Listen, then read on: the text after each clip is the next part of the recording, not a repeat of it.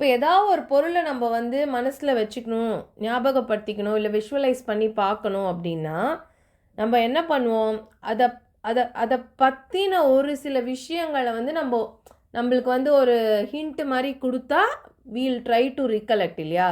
So இப்போ ஒரு யானை அப்படின்னு இருக்குன்னா நம்ம அந்த யானையை நம்ம கெஸ் பண்ணுறதுக்கு முன்னாடி யாராவது ஒருத்தர் நம்மக்கிட்ட ஒரு 2 தந்தங்கள் இருக்கும், ஒரு பெரிய தும்பிக்கை இருக்கும், 4 கால் இருக்கும் அப்படின்னு சொன்னால் உடனே நம்மளுக்கு we would be able to relate that to an elephant இல்லையா. ஸோ அந்த மாதிரி ஒரு குறிப்புகள்லாம்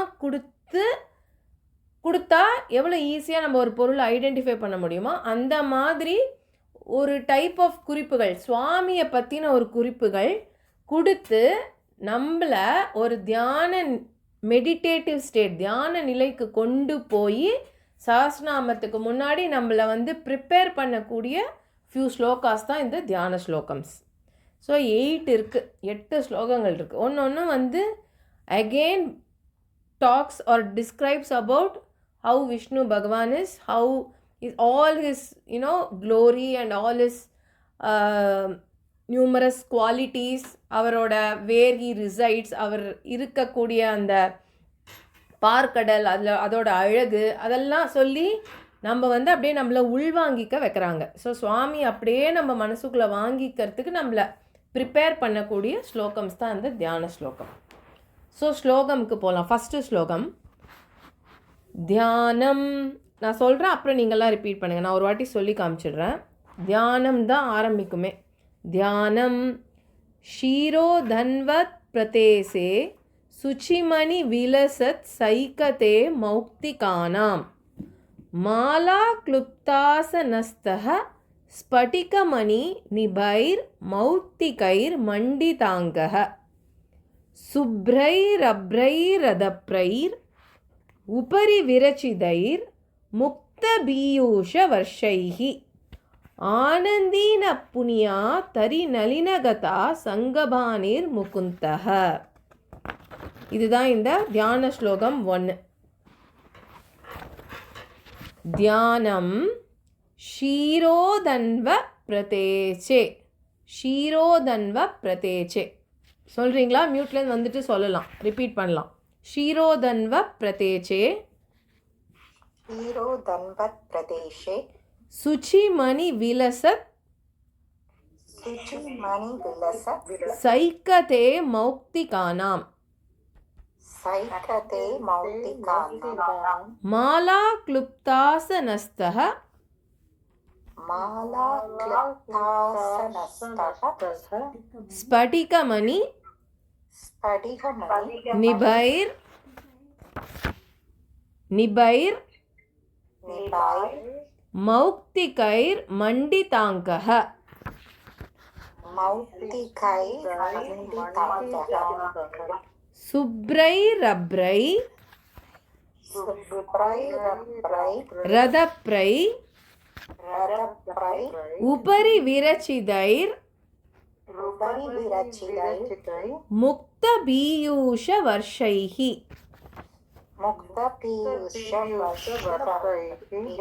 ஆனந்தீன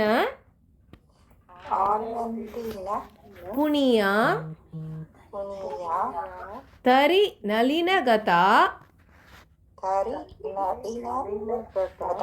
சங்கபானிர் முகுந்தஹ.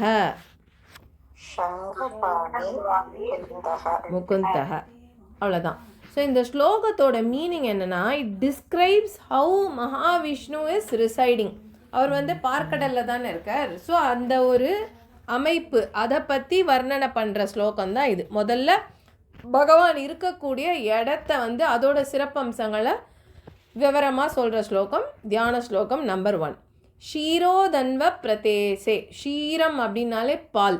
ஷீரோதன்வ பிரதேசே, அவர் இருக்கக்கூடிய பார்க்கடல் எப்படி இருக்குன்னா, அதை சொல்கிறதே பால் கடல் சொல்ல. வெண்மையாக மில்கி வேவ்ஸ், அதாவது பால் எப்படி வெளுப்பாக இருக்குது, வெள்ளை வெள்ளேன்னு இருக்கிற மாதிரி அந்த பார்க்கடலை வர அலைகள்லாம் அவ்வளோ வெளுப்பாக இருக்கான். ஸோ அப்படியே பார்க்கடல் வந்து ஷீரோதன்வ பிரதேசே, அந்த மாதிரி ஒரு பார்க்கடலில் பிரதேசே, பிரதேசனா ரீஜியன், அவர் இருக்கக்கூடிய வசிக்கக்கூடிய அந்த ஒரு இடம் வந்து பார்க்கடல், பால் போன்ற ஒரு கடல் பிரதேசம்.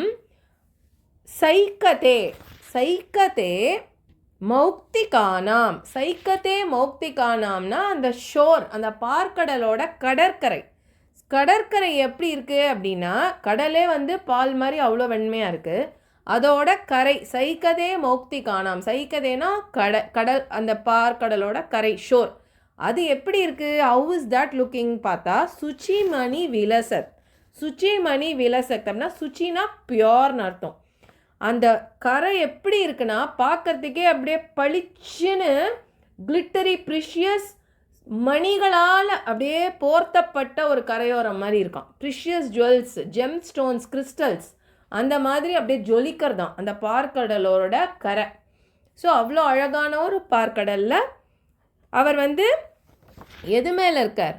மாலா கிளுப்தாசனஸ்தக ஸ்படிகமணி. மாலா கிளுப்தாசனஸ்த அவர் வந்து எது மேலே இருக்கார்னா ஆதிசேஷனுங்கிற அந்த 1000 தலை உள்ள நாகத்து மேலே தான் that's kind of his bed இல்லையா? மகாவிஷ்ணு வந்து அதில் தான் வந்து வில் பி ரிக்ளைனிங். அவர் போட்டுருக்கிற அடுத்த லைன் வந்து மாலா கிளுப்தாசனஸ்த. மாலா அப்படின்னாலே கார்லாண்ட். அவரோட மாலையை பற்றி வருங்க. அவர் சுவாமி எப்படி அதில் படுத்துன்னு இருக்கார், அவரோட மாலை எப்படி இருக்குன்னா ஸ்படிகமணி. ஸ்படிகம்னா கிறிஸ்டல்ஸ், ரொம்ப பியோர். அந்த ஸ்படிகம் போட்டாலே வந்து it describes, it represents purity. So அந்த ஸ்படிகம் கிறிஸ்டலால் ஆன அவ்வளோ அழகான ஒரு மாலை, நெக்லஸ் அதை போட்டுருக்காரா மகாவிஷ்ணு. ரத்னங்களால் மணிகளால் ஆன அழகான இது வடங்களையும் மாலைகளையும் அணிந்துள்ள மகாவிஷ்ணு. மாலா கிளுப்தான ஸ்படிகமணி நிபைர் மௌக்திகைர் மண்டி தாங்கக. அதுக்கு என்ன அர்த்தம்னா கரெக்ட். இந்த அந்த ஹோல் லைனுமே வந்து அவரோட மாலையை பற்றி விவரிக்கிறது தான். மாலா கிளுப்தாசனஸ்க ஸ்படிகமணி நிபைர் மௌக்திகைர் மண்டி தாங்கக. So it's made of precious crystals and stones. அவ்வளோ அழகான ஒரு மாலையை அவர் போட்டுருக்கார். சுப்ரை ரப்ரைர் ரதப்ரைர் உபரி விரச்சிதைர் முக்த பீயூஷ வர்ஷகி. இந்த 3வது லைனுக்கு என்னென்னா சுப்ரை அப்படின்னா வெள்ளை கலர், அதுவும் ரப்ரைனா க்ளவுட்ஸு. அவர் படுத்துட்டுருக்கிற அந்த ஆதிசேஷனுக்கு மேலே பார்த்தா இந்த க்ளவுட்ஸ் மேகங்கள்லாம் எப்படி இருக்குது?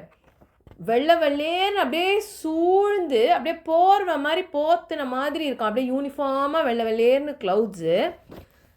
ரதப்ரைர் அப்படின்னா பிளென்டிஃபுல். அது எப்படி அரேஞ்ச் பண்ணியிருக்கு அப்படின்னா அந்த க்ளவுட்ஸ் வந்து அப்படியே போர்வை மாதிரி இருக்குல்ல, அது எப்படி இருக்குது தூரத்துலேருந்து பார்க்கறதுக்குன்னா முக்த பீயூஷ வர்ஷைஹி. அப்படியே இந்த முத்துக்கள் போன்ற அப்படி முத்துனால ஒரு பெட்ஷீட் பண்ணால் எப்படி இருக்கும், பேர்ல்ஸ்னால ஒரு பெட்ஷீட் பண்ணால் எப்படி இருக்கும், அந்த மாதிரி அப்படியே போர்வை போத்தின மாதிரி க்ளவுட்ஸ் அவர் படுத்துன்னு இருக்கிறதுக்கும் அவருக்கு மேலே இருக்கிற ஒரு அமைப்பு வந்து அந்த மாதிரி இருக்குது. ஸோ இந்த க்ளவுட்ஸ்லேருந்து ஆனந்தின புனியா தரிநலின கதா சங்கபானிர் முகுந்தகா. இந்த க்ளவுட்ஸை பார்க்கும்போது அப்படி தூரத்துலேருந்து பகவானை பார்க்கும்போது எப்படி இருக்குன்னா இந்த முத்து மாதிரி இருக்கிற பெட்ஷீட் மாதிரி இருக்கக்கூடிய அந்த மேகங்கள்லேருந்து அப்படியே மழை மாதிரி அமிர்தம் நெக்டர் அது அப்படியே பொழியறதான், அப்படியே சுவாமி மேலே அப்படியே விழறதான். அவ்வளோ ஒரு அமிர்தம் அவர் மேலே அப்படியே விழற மாதிரி அதை பார்க்கறதுக்கு அவ்வளோ ஆனந்தமாக இருக்கக்கூடிய ஒரு காட்சி. அந்த மாதிரி ஒரு ஆனந்தத்தை பகவான் வந்து இது பண்ணிட்டுருக்கார், அதாவது ஏற்படுத்தி கொண்டு இருக்கிறார். அவரோட way of residing, way of his dressing, அவர் சுற்றி இருக்கிற அந்த இடத்தோட அமைப்பு எல்லாம் பார்த்தா அவ்வளோ ஆனந்தமாக அவர் இருக்கார். ஸோ இப்படிப்பட்ட ஆனந்தத்தை அனுபவித்து கொண்டிருக்கிற பகவானை நம்ம இந்த விஷ்ணு சஹஸ்ரநாமம் சொல்ல ஆரம்பித்தா அதே ஆனந்தம் அண்ட் அதே ஒரு எக்ஸ்டட்டிக் ஒரு ஃபீலை அவரோட பக்தர்களுக்கும் அவர் ஏற்படுத்தி கொடுப்பார். அப்படிங்கிறது தான் இந்த தியான ஸ்லோகத்தோட மீனிங். ஆனந்தி ந புனியா தரிநலின கதா. இந்த மாதிரி ஒரு ஆனந்தத்தை அடைஞ்சின்னு இருக்கிற பகவான் அவர் டெய்லி இவ்வளோ ஆனந்தத்தில் இருக்கார். அவர் ஹீஸ் இன் அ பிளிஸ்ட் ஸ்டேட் இல்லையா, பிளிஸ்ஃபுல் ஸ்டேட். ஸோ அப்படிப்பட்ட ஒரு விஷ்ணு பகவானை சங்கபானிர் முகுந்தகா. சங்கபானிர் முகுந்தகா அப்படின்னா முகுந்தன்னு விஷ்ணு பகவானுக்கு இன்னொரு பேர் இருக்குது. ஸோ முகுந்தன்னாவே வந்து ப்ளஷர், வெரி எக்ஸ்டட்டிக் பர்சன் அப்படின்னு அர்த்தம். ஸோ இவ்வளோ வந்து சந்தோஷமாக ஆனந்தமாக இருக்கக்கூடிய பகவானுக்கு நம்ம வந்து போற்றி புகழ்னா அதே அளவு ஆனந்தம் அவரோட பக்தர்களுக்கும் அளிக்கக்கூடிய ஒரு தன்மை வாய்ந்த விஷ்ணு பகவான் அப்படின்னு சொல்கிறோம். அதுதான் தியான ஸ்லோகம் நம்பர் 1. ஓகேவா, புரியுதாப்பா எல்லாருக்கும்? ஷீரோதன்வ பிரதேசே சுச்சிமணி விலசத் சைக்கத்தே மௌக்திகானா. ஷீரோதன்வனா பார்க்கடல்னு அர்த்தம். பார்க்கடலில் ஆதிசேஷன் மேலே இருக்கக்கூடிய விஷ்ணு பகவான் அவர் வந்து எப்படி இருக்குது, அவர் போட்டுருக்கிற மாலை full made of crystals and precious gems stones. அவர் இருக்கக்கூடிய பார்க்கடலோட கரை எப்படி இருக்குது அப்படின்னா சுச்சிமணி விலசத் சைக்கத்தே மௌக்திகானாம். ஒரே மணியால் அப்படியே அலங்கரித்த மாதிரி கிளிட்டராக தான், அப்படியே ஷைனிங்காக இருக்குது. சுப்ரை ரதப்ரே அவர் படுத்துன்னு இருக்கிறதுக்கு மேலே வந்து மேகங்கள் எப்படி இருக்குன்னா முத்து மாதிரி போர்வை போட்டு அப்படியே ஒரு லேயர் மாதிரி ஃபார்ம் ஆகிருக்கு. அதுலேருந்து அவர் மேலே அமிர்தம் அப்படிங்கிற மழை கொட்டுறது.